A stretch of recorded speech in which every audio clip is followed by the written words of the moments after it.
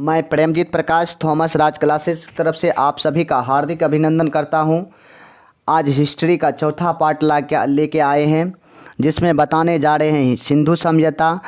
उस सिंधु सभ्यता के बारे में जितना भी क्वेश्चन पूछा जाता है Bihar SSC, railway, group D, BPSC, TRE 3 और टीआरई 4 में के लिए महत्वपूर्ण है। ज़रूर देखिएगा, पूरा वीडियो देखिएगा। अच्छा लगेगा तो लाइक कीजिएगा, शेयर कीजिएगा और सब्सक्राइब कीजिएगा।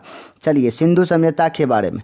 सिंधु सभ्यता के खोजकर्ता चार्ल्स मेसन ने सर्वप्रथम 1826 ईस्वी में अपनी पत्रिका नैरेटिव ऑफ जनरी में सभ्यता के बारे में जानकारी दिया था। सर्वप्रथम किसने दिया था सिंधु सभ्यता के बारे में जानकारी? तो क्वेश्चन पूछेगा तो बोलिएगा चार्ल्स मेसन ने। कब दिया था? 1826 ईस्वी में। आइए बंटन बंधु का मतलब जेम्स बर्टन और विलियम बंटन ने ठेकेदारी में सन 1856 ईस्वी में लाहौर के मुल्तान के बीच रेल लाइन बिछाई। लाहौर और मुल्तान के बीच रेल लाइन किसने बिछाई थी 1856 में? बोलिएगा बंटन बंधु ने। जब खुदाई का काम हड़प्पा में शुरू हुआ तो वहाँ मिट्टी दबी बहुत सी ईंटें मिली। मिट्टी में दबी हुई बहुत सी ईंट मिला। ईंट से ठेकेदार ने क्या अपना काम में इस्तेमाल कर ली। अलेक्जेंडर कनिंघम ने 1853 से 56 के दौरान इस क्षेत्र में बहुत यात्रा की, बहुत बार इधर उधर गए। इस सभ्यता में की जानकारी जुटाने की कोशिश की, लेकिन जितनी सफलता उसको मिलना चाहिए उतनी सफलता नहीं मिली। सन 1921 ईस्वी में सर जॉन मार्शल के नेतृत्व में, किसके नेतृत्व में? 1921 में सर जॉन मार्शल के नेतृत्व में राय बहादुर दयाराम साहनी और रखालदास बनर्जी क्रमशः हड़प्पा और मोहनजोदड़ो की खुदाई करवाई। क्वेश्चन पूछेगा कि हड़प्पा का खुदाई किसने किया था? तो बोलिएगा राय बहादुर दयाराम साहनी। मोहनजोदड़ो का खोज किसने किया था? खुदाई किसने करवाई थी? रखालदास बनर्जी। आइए, इस तरह सिंधु सभ्यता के प्रारंभिक खोजकर्ता के रूप में इन लोगों को माना जाता है। सिंधु सभ्यता के प्रारंभिक खोजकर्ता के रूप में इस सबको माना जाता है। अब आइए, उसके बाद क्या है? सर जॉन मार्शल उस समय भारतीय पुरातत्व विभाग के प्रमुख थे। क्वेश्चन पूछेगा सिंधु सभ्यता के 1856 में जो था भारतीय पुरातत्व विभाग के प्रमुख कौन थे? सर जॉन मार्शल थे। आइए, काल और निर्धारण पर विचार करते हैं। काल निर्धारण व विचार। सिंधु सभ्यता के बारे में जितने जानकारी मिला है वह सारी पुरातत्व आधार पर इकट्ठा किया गया है। सिंधु सभ्यता में जितना भी जानकारी मिला है वह सारी जानकारी पुरातत्व के स्रोत के आधार पर इकट्ठा किया गया है। इस सभ्यता के बारे में कोई लिखित साक्ष्य उपलब्ध नहीं है। सिंधु सभ्यता के बारे में कोई लिखित साक्ष्य उपलब्ध नहीं है, इसलिए अलग अलग खोजकर्ता ने अलग अलग कार्य निर्धारित किए हैं। सर्वप्रथम सर जॉन मार्शल के द्वारा 1931 में सिंधु सभ्यता की तिथि 3250 से 2750 निर्धारण की गई है। क्वेश्चन पूछेगा किसने सिंधु सभ्यता की तिथि 3250 से 1750 के बीच ईस्वी पूर्व बताया गया है? तो बोलिएगा सर जॉन मार्शल। कार्बन 14 पद्धति के अनुसार सिंधु सभ्यता कार्बन 14 के आधार के अनुसार सिंधु सभ्यता की तिथि 2300 से 1750 की ईस्वी पूर्व मानी जाती है। इस तिथि को भारतीय विज्ञान के इतिहास एवं डीपी अग्रवाल के द्वारा मान्यता दी गई है। क्वेश्चन पूछेगा कार्बन 14 के पद्धति के अनुसार कब तिथि माना जाता है? तो 2300 से लेकर 1750 के बीच। इस तिथि को भारतीय विज्ञान के इतिहासकार डीपी अग्रवाल द्वारा मान्यता दी गई है। मुख्यतः 2500 से 1750 के को सिंधु सभ्यता का स्टैंडर्ड तिथि कहते हैं। स्टैंडर्ड तिथि किसके काल को कहते हैं? 2500 ईस्वी से पूर्व से लेके 1750 ईस्वी पूर्व के बीच। अब नामांकन, अब इसके नामांकन के बारे में जानते हैं। आगे बढ़िए। इस सभ्यता इस सभ्यता के में जितने भी प्रारंभिक स्थल हैं सिंधु नदी और इसके सहायक नदी के आसपास खोजा गया है। सिंधु सभ्यता के में जितने भी स्थल प्रारंभिक स्थल है जो कि सिंधु नदी और इसकी सहायक नदी के आसपास खोजा गया है, सभ्यता को सिंधु सभ्यता कहते हैं। क्यों कहते हैं? सिंधु नदी के आसपास और उसके सहायक नदी के खोजा गया है, इसलिए इस सभ्यता को सिंधु सभ्यता कहते हैं। बाद में यानी पश्चात में यह देखा गया है कि सरस्वती नदी के किनारे भी सभ्यता के बहुत सारे स्थल पाए गए हैं। बाद में पता चला कि सरस्वती नदी के किनारे भी बहुत स्थल खोजे गए हैं, इसलिए इस सभ्यता को सिंधु सरस्वती सभ्यता भी कहते हैं। क्यों कहते हैं? कि सिंधु नदी के किनारे भी खोजा गया है बहुत स्थल और सरस्वती नदी के स्थल को, इसलिए सिंधु सरस्वती सभ्यता भी कहते हैं। स्वप्रथम मतलब सबसे पहले 1921 ईस्वी में दयाराम साहनी के नेतृत्व में हड़प्पा की खोदाई की गई। इस सभ्यता की जानकारी प्राप्त, इसलिए इसे हड़प्पा सभ्यता भी कहते हैं। सिंधु सभ्यता को हड़प्पा सभ्यता भी कहते हैं। क्यों कहते हैं? क्वेश्चन इसलिए 1921 ईस्वी में दयाराम साहनी ने हड़प्पा की खुदाई की थी, इसलिए इस खुदाई के कारण से ही इस सभ्यता को हड़प्पा सभ्यता कहते हैं। अब आइए निर्माता विदेश इतिहासकार Sir John Marshall, Wheeler, Gordon Childe इत्यादि के अनुसार सिंधु सभ्यता के निर्माता सुमेरियन सभ्यता के लोग हैं। सुमेरियन सभ्यता के लोग हैं। सिंधु सभ्यता के खोज निर्माता कौन है? तो बोलिएगा सुमेरियन सभ्यता के लोग। रखलदास बनर्जी के अनुसार, किसके अनुसार? रखलदास बनर्जी के अनुसार इस सिंधु सभ्यता का निर्माता द्रविड़ लोग हैं। ये सब सर जॉन मार्शल, व्हीलर और गॉर्डन चाइल्ड के द्वारा किसके लिए है? सुमेरियन सभ्यता। अब विशेषता क्या? इस सभ्यता की विशेषता क्या? विशेषता यह है कि नगर की जितनी विशेषता होती है वे सारी विशेषता सिंधु घाटी सभ्यता में मौजूद है। नगर में जितना विशेषता है ना, सभी विशेषता सिंधु नदी घाटी में मौजूद है, इसलिए सिंधु घाटी सभ्यता को नगरीय सभ्यता भी कहते हैं। क्वेश्चन कोई पूछता है सिंधु सभ्यता को क्या कहते हैं? नगरीय सभ्यता। सिंधु सभ्यता को क्या कहते हैं? हड़प्पा सभ्यता। इसी का नाम है। क्यों? कि नगर की सारी विशेषताएं पाई जाती है सिंधु सभ्यता। सिंधु सभ्यता के लोग कांस्य यानी तांबा और टीन का प्रयोग करते थे, इसलिए इसे कांस्ययुगीन सभ्यता भी कहते हैं। सिंधु सभ्यता को कौन सा सभ्यता कहते हैं? कांस्ययुगीन सभ्यता भी कहते हैं। क्यों? टीन और तांबा का उपयोग करते थे और टीन और तांबा से मिलकर क्या बनता है? कांसा बनता है, इसलिए इस काल को कांस्ययुगीन सभ्यता भी कहते हैं। सिंधु सभ्यता के लिखित साक्ष्य मौजूद हैं। सिंधु सभ्यता के लिखित साक्ष्य मौजूद हैं, लेकिन अभी इसको पढ़ा नहीं जा सका। सिंधु सभ्यता में लिखा हुआ है, लेकिन क्या लिखा हुआ है यह अभी तक स्पष्ट रूप से पता नहीं चल सका है, इसलिए इसे आर्ध ऐतिहासिक सभ्यता भी कहते हैं। सिंधु सभ्यता को आर्ध ऐतिहासिक भी सभ्यता कहा जाता है। इस सभ्यता की खुदाई में से कोई ऐसा औजार नहीं मिला जो कि युद्ध के इस्तेमाल किया जाता हो। सिंधु सभ्यता में खुदाई करते हैं, लेकिन ऐसा कोई औजार नहीं मिला जिससे पता चले कि युद्ध में इस सब औजार का इस्तेमाल करते थे। इससे यह अनुमान लगाया जाता कि यहाँ के लोग बहुत शांति से रहते थे। सिंधु सभ्यता को शांति प्रिय सभ्यता भी कहते हैं। औजार नहीं मिला, इससे क्या पता चलता है कि यहाँ के लोग बहुत शांति से रहते थे। सिंधु सभ्यता का एक व्यापार प्रधान सभ्यता के रूप में जाना जाता है। सिंधु घाटी सभ्यता का क्षेत्र बहुत अधिक था, इसलिए विस्तृत सभ्यता के नाम से भी जानी जाती है। सिंधु सभ्यता का क्षेत्र बहुत बड़ा था, इसलिए सिंधु सभ्यता को किस सभ्यता के नाम से जाने जाते हैं? विस्तृत सभ्यता के नाम से। क्यों जाने जाते हैं? इसका क्षेत्र विस्तृत था, इसलिए जाने जाते हैं। अब आइए सिंधु सभ्यता के घाटी के अन्य महत्वपूर्ण जानकारी देते हैं। व्हीलर ने हड़प्पा को सुमेरियन सभ्यता का उपनिवेश कहा।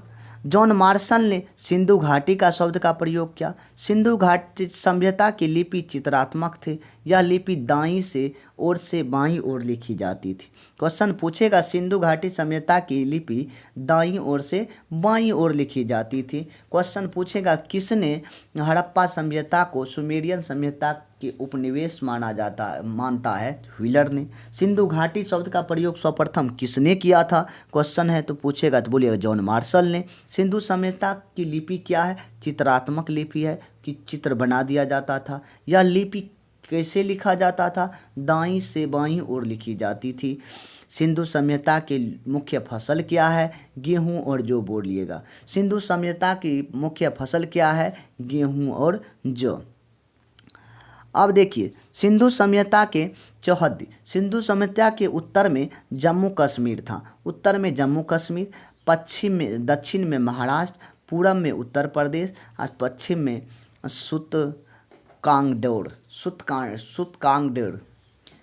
तो मांडवा कहाँ है? जम्मू कश्मीर में। आलमगीर कहाँ है? उत्तर प्रदेश में। देमाबाद कहाँ है? महाराष्ट्र में। और सुतकांगेडोर कहाँ है? पाकिस्तान में। ये पूछता है कि वो पूर्वी भाग में क्या कहाँ स्थित थे? तो सिंधु सभ्यता आलमगीर। सबसे दक्षिणी भाग क्या है? तो देमाबाद महाराष्ट्र। और सबसे पश्चिमी भाग क्या है? सुतकांगडेर पाकिस्तान में है। और उत्तर में क्या है? उत्तर में मांडा जम्मू कश्मीर है और दक्षिण में देमाबाद महाराष्ट्र में स्थित है। आइए सिंधु सभ्यता के क्षेत्र और कैसा क्षेत्र था? सिंधु सभ्यता का क्षेत्र कैसा था? कोई पूछेगा सिंधु सभ्यता का क्षेत्र कैसा था तो बोलिएगा त्रिभुजाकार था। लिपि कैसा था? चित्रात्मक था। यह सभ्यता अफगानिस्तान, पाकिस्तान और भारत में फैला था। क्वेश्चन पूछेगा सिंधु सभ्यता किस ओर फैला था? पाकिस्तान, अफगानिस्तान और भारत में फैला हुआ था। सिंधु सभ्यता के प्रमुख स्थल कैसे इससे क्वेश्चन बनते हैं हम आपको बताने जा रहे हैं। सिंधु सभ्यता के स्थल और इससे क्वेश्चन बहुत बार पूछे जाते हैं। बीपीएससी हो या एसएससी हो, रेलवे हो, ग्रुप डी हो, बिहार पुलिस हो, कैसे क्वेश्चन पूछता है उस तरह से हम बताते हैं। क्वेश्चन पूछेगा यहाँ स्थल है हड़प्पा का खोज कब हुआ था? बोलिएगा 1921 ईस्वी में। हड़प्पा सभ्यता का खोज कब हुआ था? 1921 ईस्वी में। और इससे उसका खोज किसने किया था? दयाराम साहनी ने। किस नदी के तट पर किया था? रावी नदी के तट पर किया था। वर्तमान में हड़प्पा कहाँ स्थित है? बोलिएगा पश्चिम पंजाब का मोंटगोमरी जिला पाकिस्तान में है। मोंटगोमरी पश्चिम पंजाब का जो है मोंटगोमरी जिला है जो अभी वर्तमान में पाकिस्तान में पड़ता है। इतना क्वेश्चन पूछता है कि वर्तमान हड़प्पा सभ्यता हड़प्पा कहाँ वर्तमान में है? बोलेगा पाकिस्तान में। कहाँ है? पश्चिम पंजाब का मोंटगोमरी जिला में। आइए उसके बाद नेक्स्ट क्वेश्चन है कि मोहनजोदड़ो का खोज किसने किया था? रखालदास बनर्जी ने। कब किया था? तो 1922 ईस्वी में। किस नदी पर मोहनजोदड़ो है? तो बोलिएगा सिंधु नदी। याद कैसे रहेगा? मौ से मोहनजोदड़ो और सी से सिंधु नदी। सिंध प्रांत लड़काना जिला पाकिस्तान में है। सिंध प्रांत का एक हिस्सा था। लड़काना जिला अभी वर्तमान में पड़ता है पाकिस्तान में। पहले सिंध प्रांत में पड़ता था लेकिन अभी जो है लड़काना जिला है पाकिस्तान में पड़ रहा है। चलिए उसके बाद आइए क्वेश्चन देखते हैं। चौहंद्रो मोहनजोदड़ो का खोज होगा 1922। किसने किया था? रखालदास बनर्जी। किस नदी पर है? तो मौसी नदी, सिंधु नदी यानी मौसी। मोहनजोदड़ो ठीक है मौसी नदी, मौसी यानी सिंधु नदी। चौहंद्रो का खोज 1931 ईस्वी में गोपाल मजुमदार ने। किस नदी पर चौहंद्रो है? सिंधु नदी पर। हाँ चौहंद्रो मोहनजोदड़ो दोनों एक है तो एक ही नदी मार दीजिएगा सिंधु। सिंध प्रांत के पाकिस्तान में है। कालीबंगा का खोज कब हुआ था? क्वेश्चन पूछेगा तो क्या बोलिएगा? कालीबंगा का खोज 1953 ईस्वी में हुआ था। किसने किया था? तो बोलिएगा बीबी लाल और बीके थापर ने। बीके थापर ने कालीबंगा का खोज। कैसे याद रखें? कालीबंगा रहता एक थप्पड़ मार देता, बीके थापर और लाल हो जाता है थप्पड़। गाल लाल हो जाता है ना, इसलिए इसे याद रखना है। कालीबंगा का खोज किसने किया था? तो बोलिएगा बीबी लाल और बीके थापर ने। किस नदी पर है? तो घग्घर नदी पर। राजस्थान के हनुमान जिला में अभी स्थित है। क्वेश्चन पूछेगा कालीबंगा किस राज्य में स्थित है? तो बोलिएगा राजस्थान के। किस जिला में है? तो बोलिएगा हनुमानगढ़ जिला में। आइए नेक्स्ट क्वेश्चन देखते हैं। कोट दीजी। कोट दीजी कहाँ है? कोट दीजी कहाँ है? कोट दीजी कहाँ है? तो बोलिएगा कोट दीजी है सिंध प्रांत, खेड़पुर पाकिस्तान में है। कोट दीज कहाँ है? सिंध प्रांत के खेड़पुर पाकिस्तान में है। कोट दी कहाँ है? कोट दीजी कहाँ है? तो बोलेगा सिंध प्रांत के खेड़पुर में स्थित है। अब क्वेश्चन पूछेगा कोटदी का खोज कब किया था? 1953 में। किसने किया था? अफजल अहमद ने। किस नदी पर है? सिंधु नदी पर। याद कैसे रहेंगे? मोहनजोदड़ो, चौहंद्रो और कोटदी यह सिंधु नदी पर स्थित है। चलिए उसके बाद आइए रंगपुर। रंगपुर का खोज किसने किया था? रंगनाथ राव। र से रंगपुर होता है, र से रंगनाथ राव होता है। किस नदी पर है? मादर नदी पर। गुजरात के कठियावाड़ क्षेत्र में स्थित है। गुजरात के कठियावाड़ क्षेत्र में स्थित है जो भारत में पड़ता है। उसके बाद इसका खोज 1953 और 54 में किया गया है। अब आइए रोपर का खोज 1953 से 56 में यज्ञदत्त वर्मा ने। रोपर किस नदी पर है? तो बोलिएगा रोपर किस नदी पर है? तो सतलज नदी पर। कहाँ पे रोपर स्थित है? तो बोलिएगा पंजाब में रोपर, पंजाब का एक रोपर जिला है, पंजाब में रोपर स्थित है। लोथल का खोज 1955 से 1963 ईस्वी के बीच होता है। इसका खोज किसने किया था? रंगनाथ राव ने। लोथल किस नदी पर कोई पूछ दे तो लोभ मत करना चाहिए। लोभ करेगा तो भोगेगा। लोभ से लोथल और भोग से भोगवा नदी गुजरात के अहमदाबाद जिला में स्थित है। अब आइए आलमगीरपुर। यज्ञदत्त वर्मा। रोपर और आलमगीरपुर इसका मतलब उत्तर प्रदेश में सबसे पूर्व है सिंधु सभ्यता के। हिंडन नदी पर। उत्तर प्रदेश के मेरठ जिला में आलमगीर है जिसका खोज यज्ञदत्त वर्मा 1958 ईस्वी में करते हैं। नेक्स्ट क्वेश्चन देखिए, आगे देखते हैं। बनवाली कहाँ है? बनवाली कहाँ है? तो हरियाणा के हिसार जिला में है। बनवाली कहाँ है? तो हरियाणा के हिसार जिला में है। इसका खोज किसने किया था? रविंदर सिंह बिष्ट ने। किस नदी पर है? रंगोई नदी पर है। कब किया गया था? तो 1954 में। आप पूछेगा बनवाली का खोज कब हुआ? तो 1974 में, 74 में। किसने किया था? रविंद्र सिंह बिष्ट ने। किस नदी पर बनवाली है? रंगोई नदी पर। कहाँ वर्तमान में स्थित है? हरियाणा के हिसार जिला, भारत में। अब आइए धोलावीरा का खोज कब हुआ था? 1990 और 91 के बीच में होता है और रविंद्र सिंह बिष्ट करते हैं। किस नदी पर है? मनहर और मानसर नदी पर। गुजरात के कच्छरन जिला में स्थित है। धोलावीरा कहाँ स्थित है? गुजरात में। किस जिला में? कच्छ जिला में। अब आइए हड़प्पा सभ्यता के बारे में कुछ जानकारी। हड़प्पा पाकिस्तान के पंजाब प्रांत में मोंटगोमरी जिला में रावी नदी के तट पर स्थित है। क्वेश्चन पूछेगा हड़प्पा कहाँ स्थित है? बोलेगा पाकिस्तान में स्थित है, पंजाब प्रांत के मोंटगोमरी जिला के रावी नदी के तट पर स्थित। हड़प्पा सभ्यता का विस्तार कैसा है? तो बोलेगा त्रिभुजाकार है। इस सभ्यता के नगर नियोजन आयताकार के रूप में है। बोलिएगा हड़प्पा सभ्यता का नगर नियोजन कैसा है? तो बोलिएगा आयताकार के रूप में है। स्वास्तिक चिन्ह के साक्ष्य हड़प्पा सभ्यता से प्राप्त हुआ है। स्वास्तिक चिन्ह का साक्ष्य किससे प्राप्त हुआ है? तो बोलिएगा हड़प्पा सभ्यता से प्राप्त हुआ है।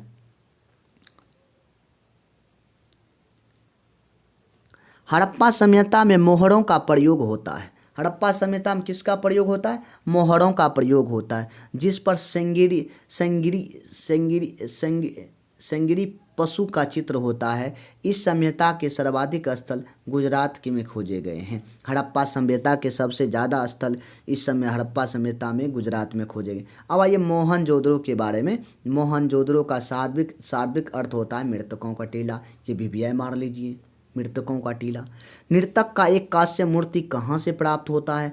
मूर्ति एक कांस्य मूर्ति नर्तक का कहाँ से प्राप्त होता है? मोहनजोदड़ो से। सिंधु सभ्यता की सबसे बड़ी इमारत अन्नागाड़ मोहनजोदड़ो में। सिंधु सभ्यता सबसे बड़ा इमारत पूछे ना, सबसे बड़ा इमारत अन्नागाड़ का, तो बोलिएगा मोहनजोदड़ो से प्राप्त हुआ है। आगे बढ़िए।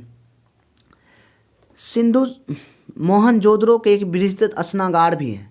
एक अन्नागाड़ मोहनजोदड़ो में है सबसे बड़ा, और एक बृहत स्नागाड़ के प्रमुख स्मारक है जिसका मध्य स्थित स्नान कुंड 11.88 मीटर और लंबा है 7.0 मीटर, तो इसका है चौड़ा है 2.43 मीटर, गहरा है। मोहनजोदड़ो से प्राप्त एक सील के 3 मुख वाले देवता पशुपति की मूर्ति मिली है जिसके चारों ओर भैंस, गेंडा, चीता, हाथी विराजमान है। पशुपति तीन मुख वाले मोहनजोदड़ो से मिले हैं। गेंडा, चीता, हाथी, गेंडा, चीता, हाथी विराजमान है। मोहनजोदड़ो नामक नगर पाकिस्तान के सिंध प्रांत लाड़काना जिले में है। मोहनजोदड़ो किस नदी पर स्थित है? सिंधु नदी पर। इसका खोज कब किया गया था? 1922 ईस्वी में।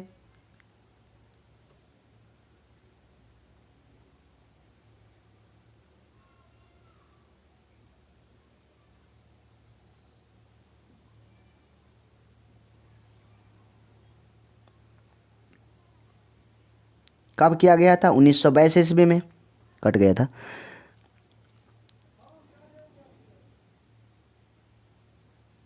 मोहनजोदड़ो से प्राप्त एक सील के 3 मुख वाले पशुपति मूर्ति मिली है जिसके चारों भैंस, गेंडा, चीता, हाथी विराजमान है। मोहनजोदड़ो नामक नगर पाकिस्तान के सिंध लाड़काना जिले में स्थित है। दाहिने किनारे में लगभग 5 किलोमीटर क्षेत्र तक फैला है। अब कालीबंगा। कालीबंगा कहाँ है? कालीबंगा का अर्थ होता है काली रंग की चूड़ियाँ। मोहनजोदड़ो का अर्थ है मृतकों की टीला। ये सब भी क्वेश्चन है, बार बार पूछा जाता है, छपने वाला प्रश्न यही सब है। यह सिंधु नगर राजस्थान के हनुमानगढ़ जिले में। क्वेश्चन पूछेगा कालीबंगा कहाँ है, तो बोलिएगा राजस्थान में है। किस जिले में है? हनुमानगढ़ जिले में। किस नदी पर है? तो स्थित है घग्गर नदी के किनारे अवस्थित है। कालीबंगा एक अलंकृत ईंटों के साक्ष्य के रूप में प्राप्त हुआ है। यहाँ घर कच्ची ईंटों का बना होता है। यहाँ घर क्या होता है? कच्ची ईंटों का बना होता है। यहाँ अग्निकुंड का अवशेष मिला है। क्वेश्चन पूछेगा अग्निकुंड का अवशेष कहाँ से मिला है, तो बोलिएगा कालीबंगा में। कालीबंगा कहाँ स्थित है? तो राजस्थान में। कहाँ? राजस्थान के किस जिला में? हनुमानगढ़ जिला में। सर्वप्रथम कपास की खेती का प्रमाण कालीबंगा से मिला है। क्वेश्चन पूछेगा सर्वप्रथम कपास की खेती का साक्ष्य कहाँ से मिला है, तो बोलेगा कालीबंगा से। कालीबंगा कहाँ है? राजस्थान में। किस जगह पर? हनुमानगढ़ जिला में। और यह यूनानियों ने सिंडन के हैं। कालीबंगा जिसे इन्होंने सिंडन कहते हैं। यहाँ की मिट्टी मोहरे और मृदभाव के साक्ष्य होता है। कालीबंगा का प्रमुख पालतू पशु कुत्ता है। कालीबंगा में सबसे प्रमुख पशु पालतू कौन सा था? कुत्ता। कालीबंगा और मोहनजोदड़ो से प्राप्त मोहर पशु बलि का प्रमाण है। कालीबंगा और मोहनजोदड़ो से प्राप्त जो मोहर मिलते थे इसमें पशु बलि का निर्माण है। कालीबंगा लोथल एवं सरकोददा सिंधुकालीन घोड़ों का स्थिर पंजर है। कालीबंगा में क्या है? घोड़ों का स्थिर पंजर कहाँ स्थित है? कालीबंगा में। कालीबंगा सिंधु सभ्यता का एक ऐसा स्थल है जिसका निचला शहर भी किले से घिरा था। यहाँ समकोण दिशा में जोते हुए खेत का साक्ष्य मिला है। समकोण दिशा में जोते हुए यहाँ समकोण दिशा में जोते हुए खेत का साक्ष्य मिला है। इम्पोर्टेंट पॉइंट ये सब है। अग्निकुंड का साक्ष्य कहाँ से मिला है? अग्निकुंड पूछे साक्ष्य कहाँ से मिला है? कालीबंगा और लोथल से प्राप्त हुआ है। अग्निकुंड का साक्ष्य लोथल से प्राप्त हुआ है। लोथल और रंगपुर में धान की खेती होने का साक्ष्य मिला है। धान की खेती कहाँ होते थे? लोथल और रंगपुर में। सिंधु सभ्यता के लोग मिठास के लिए शहद का प्रयोग करते थे। कालीबंगा में जोते खेत का सिंधु नक्शादारी ईंटों का प्रयोग का साक्ष्य प्राप्त हुआ है। मनके बनाने का कारखाना चौहंदरो से लोथल से प्राप्त हुआ है। मनके बनाने का कारखाना, विविया ये सब क्वेश्चन, मनके कहाँ से बनाया गया? चौहंदरो से। कालीबंगा जोते हुए खेत, नक्शादार ईंटों का प्रयोग कहाँ, नक्काशीदार ईंटों का प्रयोग कहाँ किया जाता था? कालीबंगा में। पिंगट के हड़प्पा और मोहनजोदड़ो के विस्तृत साम्राज्य का जुड़ाव राजधानी बताया। सिंधु सभ्यता के लोग धरती को उर्वरा देवी मानते थे। सिंधु सभ्यता के लोग मातृ देवी की उपासना सर्वाधिक प्रचलित थी।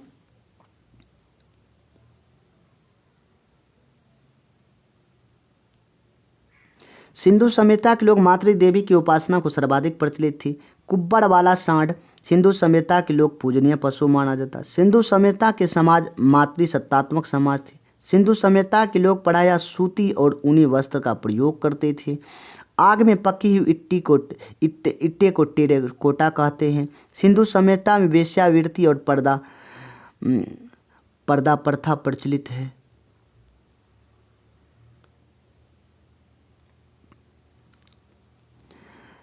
शवों को जलाने और दफनाने के साक्ष्य सिंधु सभ्यता से प्राप्त हुआ। शवों को जलाने और दफनाने के साक्ष्य कहाँ से प्राप्त हुआ? तो क्वेश्चन पूछेगा तो बोलिए सिंधु सभ्यता। आज़ादी के बाद गुजरात में हड़प्पा संस्कृति सर्वाधिक स्थल पाए गए हैं। जब भारत आज़ाद हो जाते हैं उसके बाद हड़प्पा संस्कृति का सबसे ज़्यादा साक्ष्य कहाँ मिला है? गुजरात में। सिंधु सभ्यता की बंदरगाह लोथल है। सिंधु सभ्यता के बंदरगाह कहाँ स्थित है? बोलिएगा लोथल में। मेसोपोटामिया का अभिलेख से वर्ण मेहुला शब्द का अभिप्राय सिंधु सभ्यता से माना जाता है। सिंधु सभ्यता से प्राप्त लिपि 64 मूल चिन्ह और 250 से 400 तक अक्षर हैं। सिंधु सभ्यता के सर्वाधिक प्रचलित पशु चिन्ह मछली है। सिंधु सभ्यता का विनाश का कारण संभवतः बाढ़ है। आर स्टील के अनुसार और एन घोष आदि विद्वानों का मत है सिंधु सभ्यता का विनाश जलवायु परिवर्तन के कारण हुआ। ये क्वेश्चन भी यह है, क्वेश्चन पूछेगा कि आर एल स्टील और एन घोष इत्यादि विद्वान का मत किसका मत था कि सिंधु सभ्यता का विनाश जलवायु परिवर्तन से हुआ है? तो बोलिएगा। वीडियो अच्छा लगा होगा तो लाइक कीजिएगा, शेयर कीजिएगा, सब्सक्राइब कीजिएगा। जय हिंद, जय भारत।